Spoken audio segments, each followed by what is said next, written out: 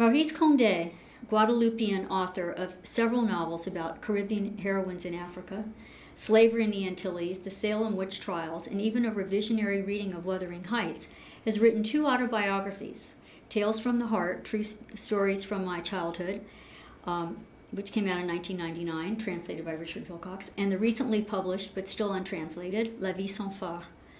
Self-identified as a classically schooled Francophone Caribbean writer, by which I mean that her readership would typically comprise French hexagonal and Antillean readers, she has attained preeminent status in the literary marketplace as a global Caribbean writer in the company of Derek Walcott, Carol Phillips, Edouard Glissant, Patrick Chamoiseau, Raphael Confiant, and Edwige Danticat as a result of translation. Being translated, especially in English, has enabled Condé's work, albeit in altered form, to exceed its linguistic and cultural boundaries and live beyond its own spatial and temporal borders, however they have been constituted. In short, brought her the widest possible reception. And yet, Condé's translation complex is of a special order, especially when read in a context, familial and erotic, that so readily invites a psychoanalytic interpretation. But I'm not going to undertake such a reading here. La Vie sans phare is devoted primarily to the years she spent in West Africa, during the politically promising period of decolonization and then the corruption, hypocrisy, and repression of the post-independent regimes. This experience, which she consistently recounts in amatory language, occupied, and I quote, a central place in my life and in my imagination, but it was a painful disappointment, a doomed affair. Her less than positive depiction of African life, as seen in both her fiction and her memoir, has made her a provocative and somewhat controversial figure in post-colonial literary circles. The continent couldn't attract her sufficiently or compel her enough, despite long and varied opportunities living in Guinea, Ghana, Ivory Coast, and Senegal, to learn to speak Malinke, Fulani, Pul, or Wolof. In this failed intercultural encounter in which France, the Caribbean, and Africa are not reduced to the points they occupy in a colonial constellation, Condé represents herself as untranslatable, unable to be taken on her own terms in a different context. Conversely, her inability to find reflections of herself in Africa, to be recognized as herself and not a Toubabesse, a white woman, because Antillaise, for example, reinforces her sense of isolation and exclusion, whether it be a result of history, racial identity, and/or cultural and class values. It is an otherness to which she clings and which she reads as immutable. This paradoxical sense of her own untranslatability drives the narrative, as the autobiographer depicts herself struggling against forces and structures that threaten her integrity, as metaphorically and literally understood. The critical matter pertaining to translation and memory here is not the authenticity or veracity of the self-portrait as the autobiographer renders it, but the conditions of its reception, as she has experienced it. Distinguishing her motivations from the idealizing ones most often attributed to the conventions of recounting a life, Condé proclaims her passions for unvarnished truth-telling in the introduction, as she stakes a claim for her singularity while also invoking a more abstract, albeit gendered, universality. She inscribes herself squarely into the French Enlightenment and Romantic traditions from the outset. I want to display to my kind, she says, a woman in every way true to nature, and the woman I portray shall be myself. Despite Condé's resolute individualism, feisty independence, and political risk-taking, her lively and sometimes harrowing narrative is framed on its first and last pages by her 2 husbands, the Ghanaian Mamadou Condé and the English Richard Philcox, whom she met in Senegal. Her marriage to Philcox will take place outside the narrative, but she pays homage to their first meeting and telegraphs what is to follow. I quote, "He was the one who would change my life. He would take me to Europe and then to Guadeloupe. We would discover America together. He would help me gently separate from my children and resume my studies. Above all, thanks to him, I would begin my career as a writer." Condé herself is an accomplished English speaker and scholar of English literature who taught for many years at Columbia and other esteemed universities, but she seems to consider translation at best as a mechanistic exercise or practical necessity, not a creative practice worthy of her critical attention. Her manifest lack of interest in translations of her work, when the stakes are ironically so high, sound disingenuous for many reasons, not the least of which is that she lives on such intimate and privileged terms with her translator.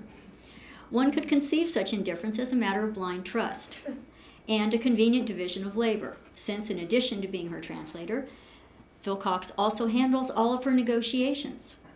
Ironically, however, their embedded relation seems to ensure that instead of being on the same page about translation, their perspectives as a translational couple remain absolutely divergent.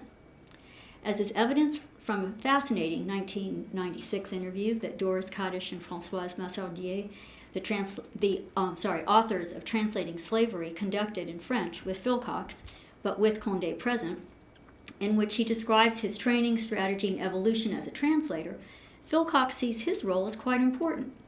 He valorizes the complex process of recreating a text, that's his word, and bringing the writer to a different cultural, that is, Anglophone audience. Not only does he believe there is an affinity between the original and the translation, he maintains that he is, and I quote, communicating the author's writing in another language, in another culture. My translation. Moreover, his translation practice is patently target-oriented. He seeks to make the author, as he says, more transparent to the reader, but not at the price of displacing, as he says, the geography of the text, whatever it may be.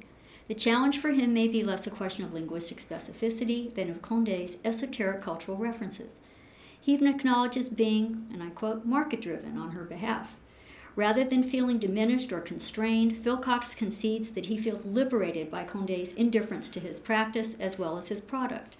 And ultimately, he attributes his progress over the course of his career as a translator, interestingly enough, not to years of living with Condé, his author wife, or to the cumulative experience of translating her work, but to studying translation theory. That Phil Cox is sensitive to the gender question, and he asks this straight out, do I have the right to translate a novel written by a woman? This question has greatly haunted me. Reveals not only a great deal about his own refined and acute sensibility, but also attests to the primacy of gender as a marker of identity for Condé, whereas race seems to figure little, if at all, as a factor of difference for either of them. It is, of course, quite possible that Condé's anti-translation posture is purely performative, but if so, what is its value and what are its implications? What Condé stands for in this translation couple is the irreducible difference between languages. Thus, whereas the translator, invested in global transmission and reception, considers his work to be coextensive with the original author's work, dedicated to perfecting her own literary style in her own tongue, to be coextensive with the original author's work, she, dedicated to perfecting her own literary style in her own tongue, considers them to be distinct. As I have said, Condé has stated her position on many occasions, that translation, being a transforming principle, doesn't regard her. That she is othered in translation, both culturally and linguistically. Her insistence on this fact is consonant with what would seem to be the overarching message of her autobiographical oeuvre. In a conversation with Emily Apter, which was conducted in French, transposed and then transcribed, and then translated into English, and which appeared in 2001, Condé puts a fine point on what I've described above. I quote, I've never read any of my books in translation. In translation, the play of languages is destroyed. Of course, I recognize that my works have to be translated, but they are really not me. Only the original really counts for me. Some people say the translation adds to the original. For me, it is another work, perhaps an interesting one, but very distant from the original. So beyond the intriguing and alluring personal and domestic implications of Condé and Phil Cox as a translation couple, together they enact the ongoing defining and productive tension within translation studies, especially in relation to world literature and the global marketplace.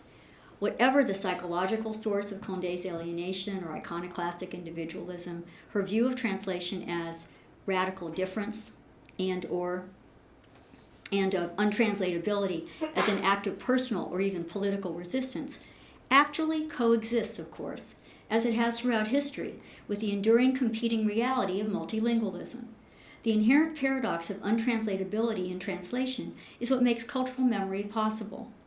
What this translation couple reminds us is that we must remain vigilant in the face of world literature's instrumentalist, ever-serviceable view of translatability as an unproblematic given. But the two live together, all the same and nonetheless. So moving on to Alison Bechdel. Okay, moving right along. Let's see, where am I? Yes. Okay.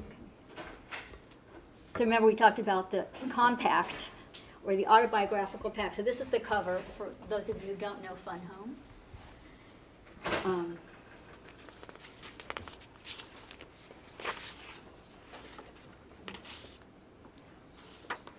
So translation is the major operative principle in comics, defined for our purposes today as a juxtaposition of words and images that create a sustained narrative within deliberately sequenced, bordered panels.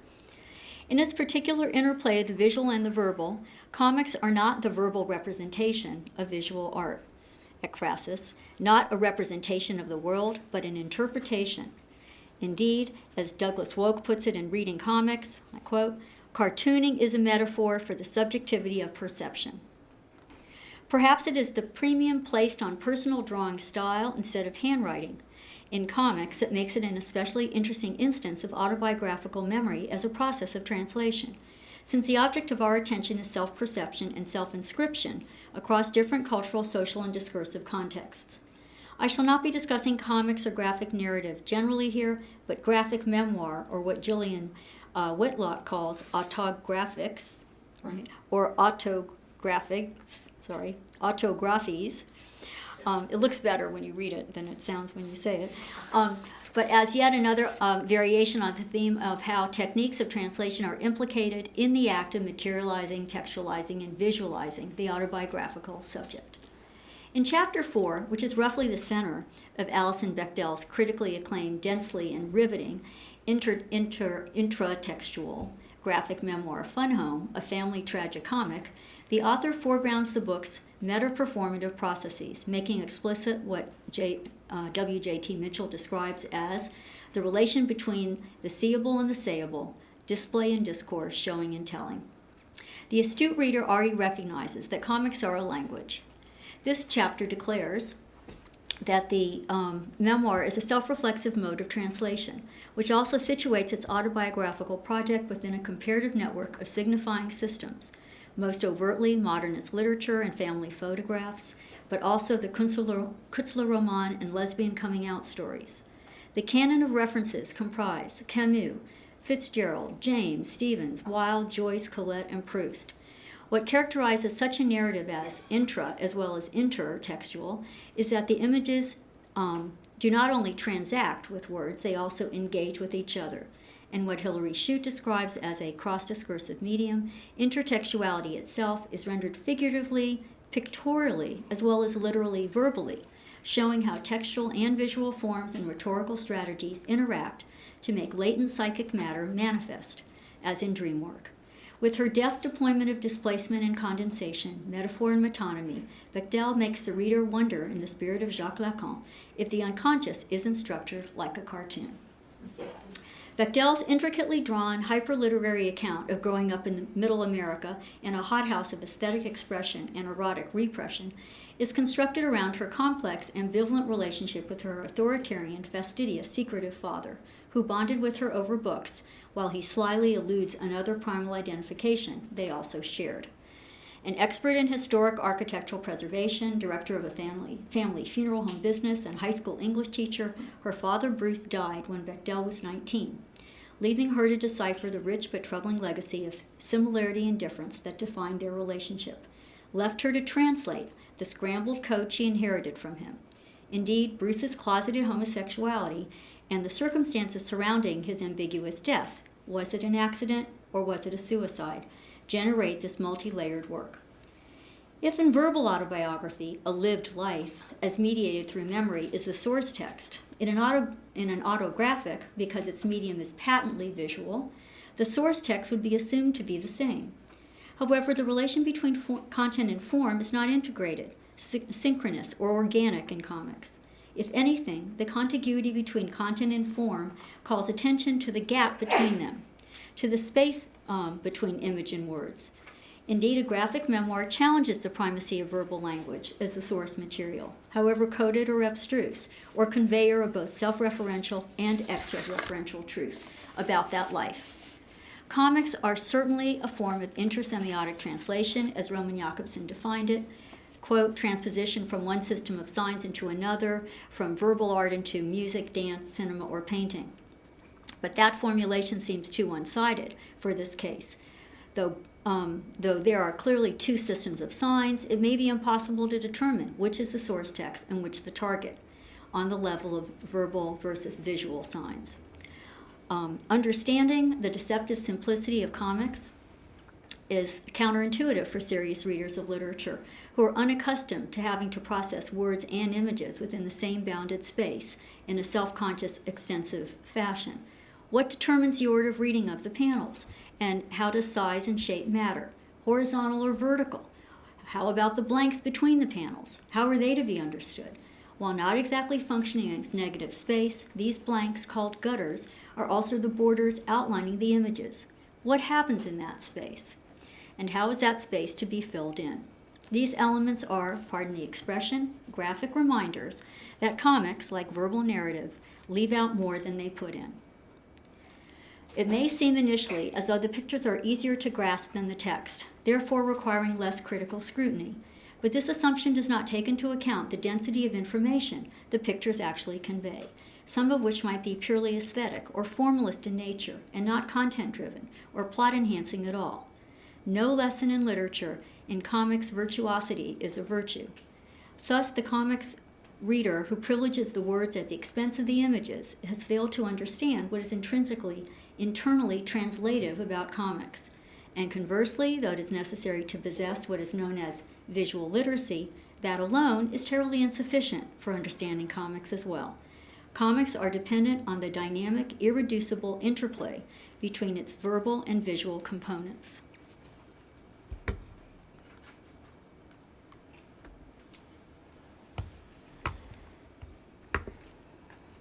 Bechdel's precise fine-line cross-hatch pictorial style, especially her drawing of interiors, corresponds to her verbal dexterity. In terms of overall conceptual structure and design, the autobiography is relentlessly interpretive. Experiences presented as distilled or symbolic abstractions are mined not for their retrospective meaning, but for their present value as sources of speculative potential.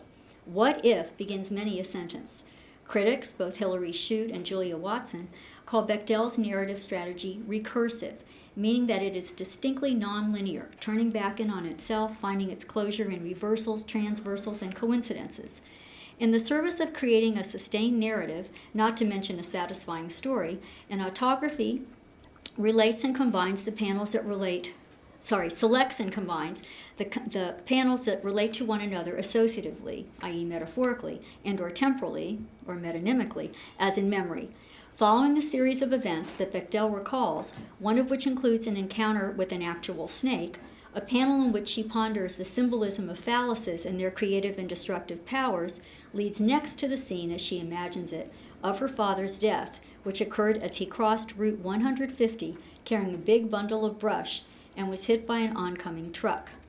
The image in the wide panel is of lush foliage.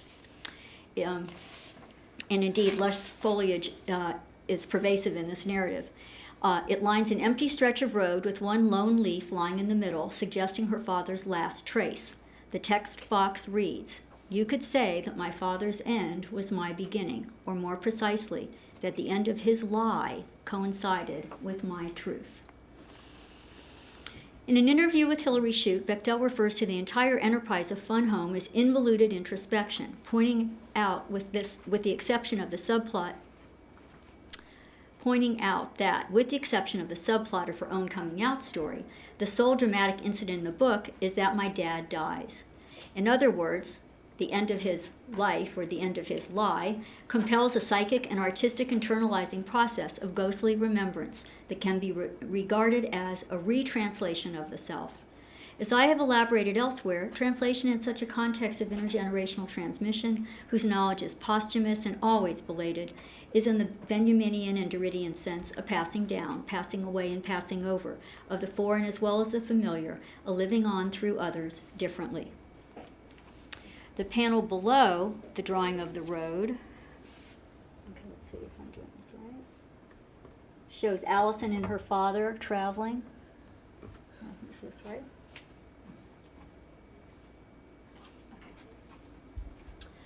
Okay. Traveling the family car, which is a hearse. Oh no, I think that was one before, right? Did you remember that one? Okay, I'm going to leave that.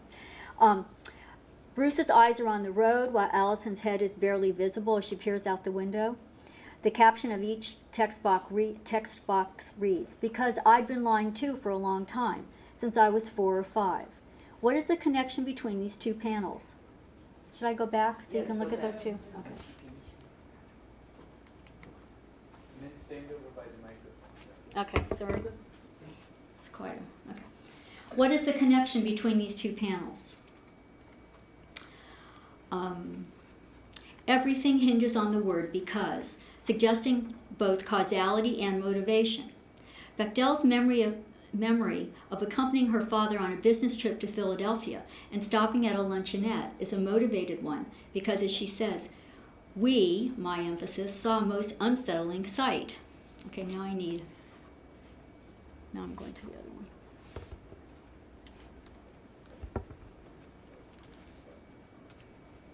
A most unsettling sight.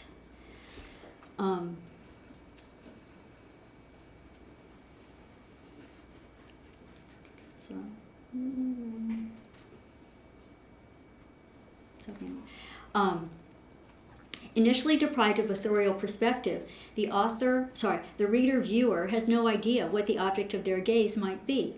On the following page, there are 2 unequally sized panels. The dominant one shows a masculine-looking woman wearing men's clothes. Both father and daughter gaze at her. Allison expresses to the reader-viewer the great surprise she experienced at this phenomenon. The text box below turns it into an instance of uncanny translation.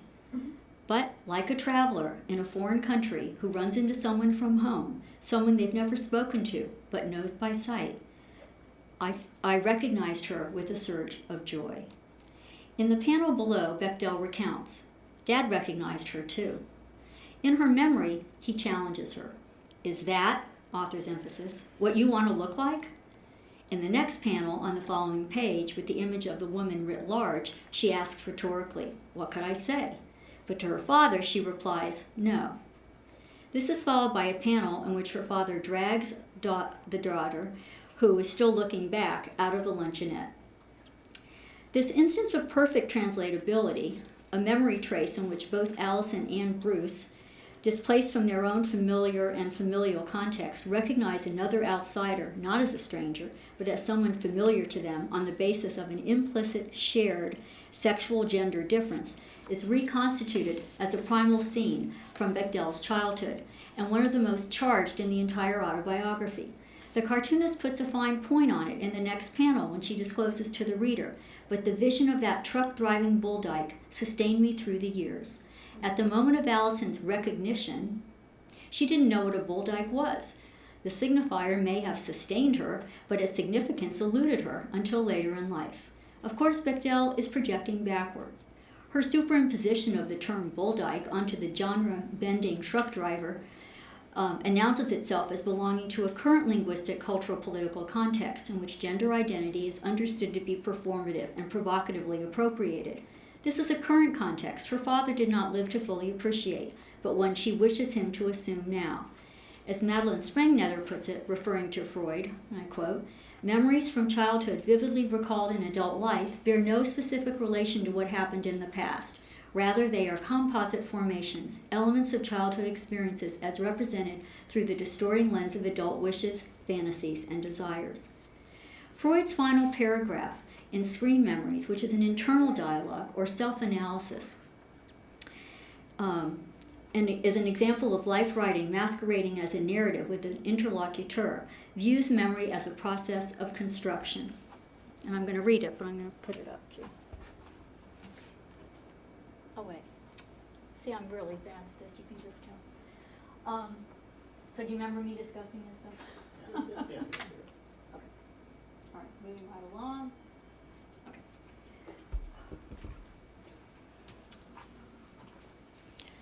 The concept of a screen memory as one which owes its value as a memory not to its own content, but to the relation existing between some other that has been suppressed, it may indeed be questioned whether we have any memories at all from our childhood. Memories relating to our childhood may be all that we possess. Our childhood memories show us our earliest years, not as they were, but as they appeared at the later periods when the memories were aroused. In these periods of arousal, the childhood memories did not emerge, they were formed at that time. And a number of motives, with no concern for historical accuracy, had a part in forming them, as well as in the selection of the memories themselves. What is at stake in this primal scene, in which Bechdel has reconstructed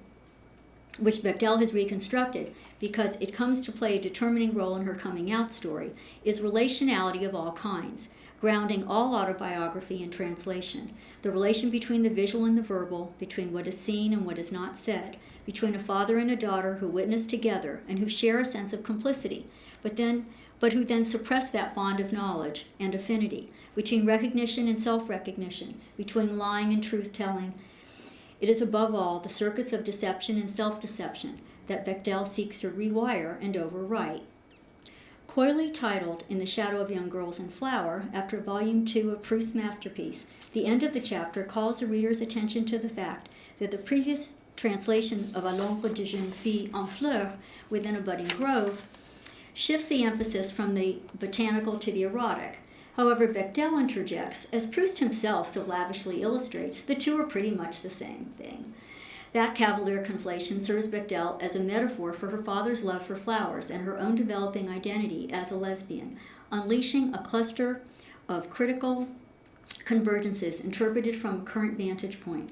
Chapter 4, as much as it invokes Proust's term inversion, is about reading generic and gender indeterminacy. But if Proust serves as a thematic intertext, Freud has certainly provided us with the method for understanding how the Bouldyke scene functions in the narrative and why resurrecting this memory now is so critical for Bechdel's enterprise. Bechdel's father started reading Proust the year before he died, and it was after his death that Lydia Davis's retranslation of À la recherche du temps perdu came out. Though she prefers the literalness of the search of lost time, Bechdel laments the fact that perdu and lost are not simple equivalents. That perdu also connotes ruined, undone, wasted, wrecked, and spoiled. Bechdel's point about what is literally as well as figuratively lost in translation, when this source word in French is transferred to English as a meta-commentary on what is irretrievable. The complexity of loss itself is lost, despite translation's capacity to recuperate and redeem difference over time and even space. Some differences are irreducible variants. They belong to the realm of the untranslatable. Okay, no, wait.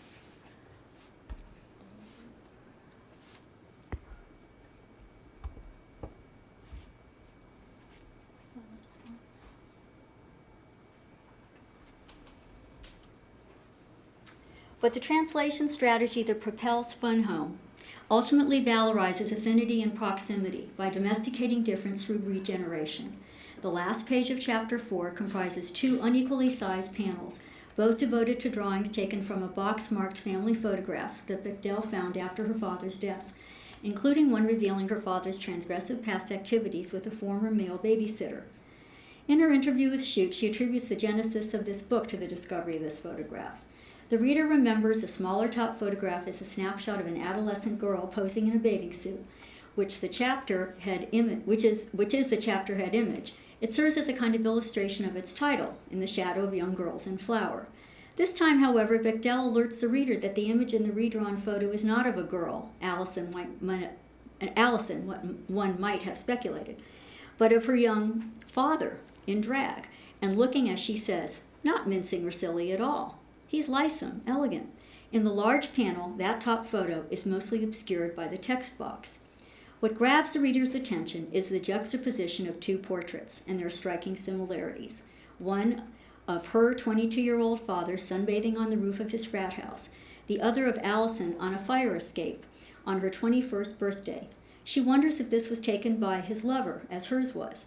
For Bechdel, the autographer, the uncanny resemblance between the two figures and their two poses, the exterior setting, the pained grin, the flexible wrists, even the angle of shadow falling across our faces, quote, is about as close, this is her quote, is about as close as a translation can get.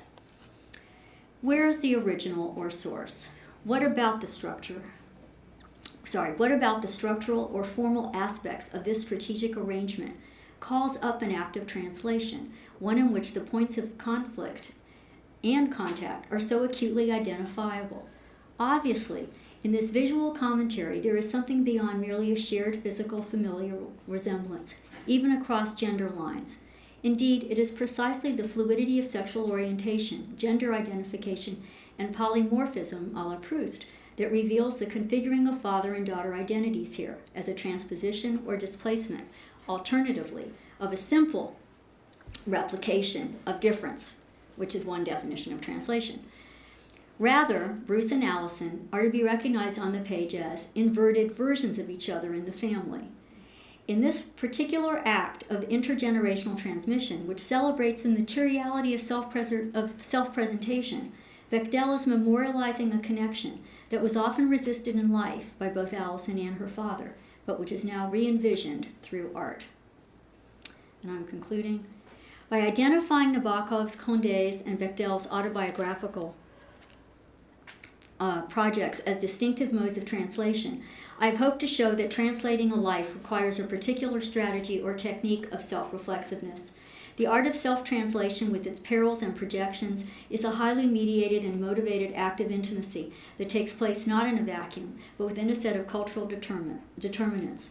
By wrestling with questions of familiarity and strangeness, assimilation and resistance, appropriation and deflection, the autobiographer-translator and the translator-autobiographer remind us that neither life nor language is self-contained. In their very existence, autobiographies, which are translations of experience and therefore subject to infinite and relentless interpretation, serve as testimonies to existential lack and linguistic incompleteness. Invocations of other lives and other voices, repressed, resisted, and reclaimed, autobiographies are translations in search of an original. Thus, the drive to recuperate what may be always utterly lost because of the foreignness in ourselves, as well as in languages, endows the autobiographer-translator with the greatest agency of all. Thank you.